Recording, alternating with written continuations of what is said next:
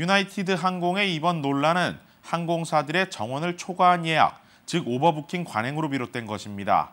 반면 예약보다는 항공사 자체의 미숙한 대응이 더 큰 문제였다는 지적도 있습니다. 중요한 점은 향후 어떤 식으로든 항공사들의 구조적인 문제에 대한 재검토가 필요한 것은 분명해 보입니다. 김지은 기자가 취재했습니다. 초과 예약, 즉 오버부킹은 정원보다 초과의 좌석을 판매하는 것입니다.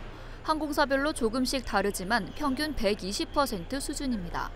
만약 300명이 탑승한다고 하면 350명에서 360명 정도까지 예약을 받는 것입니다.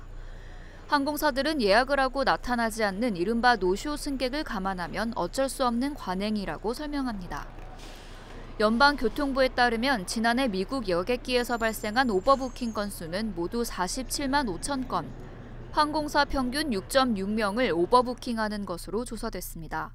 항공사별로는 델타와 유나이티드가 평균 10명으로 가장 많았습니다. 현재 미국에서는 오버부킹으로 인해 승객에게 탑승 포기를 권유해야 할 경우 기내 음식 등의 바우처나 1년간 유효한 무료 티켓을 제공하는 것을 의무화하고 있습니다. 일부 승객은 이런 혜택을 받기 위해 오버부킹된 항공편만 찾아다니는 경우도 있습니다. 여기에 기존 예정 도착 시간과 비교해 한두 시간 늦게 목적지에 도착할 경우 승객은 편도 가격의 200%, 최대 $675를 받을 수 있습니다. 만약 국내선 기준 2시간 이상, 국제선 기준 4시간 이상 도착 시간이 늦어졌다면 편도 가격의 400%, 최대 $1,350를 배상받을 수 있습니다. 미주 지역 출발편에 대해서 대체표를 제공해드리고 4시간 이상 소요가 되고 하루가 넘게 될 경우에 손님에게 호텔, 숙식 무료로 더 제공해드리고 그리고 이제 DOT 규정에 따라서 제공해주고 있습니다. 인원 초과가 발생할 경우 탑승을 포기하고 보상을 받는 자원자가 나오는 경우가 전체 91.5%, 문제는 자원자가 나오지 않을 때입니다. 이럴 경우 결국 탑승 인원 규정에 따라 강제로 하차하는 승객이 나올 수밖에 없습니다. 관행 때문에 의도치 않는 피해자가 나오는 겁니다.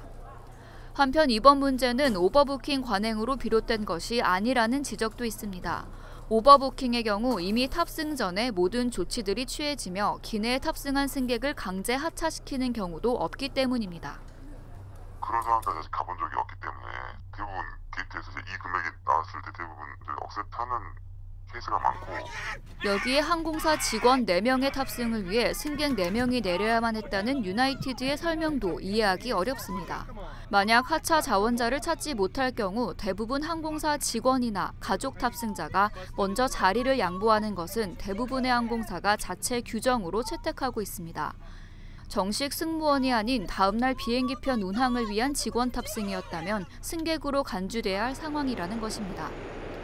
관행이든 어쩔 수 없는 대처였든 결국 어떤 식으로도 그 피해는 승객들이 입을 수밖에 없는 만큼 이번 사건을 계기로 항공사들마다 예약과 탑승 시스템에 대한 재검토는 필요해 보입니다. KBS 뉴스 김지은입니다.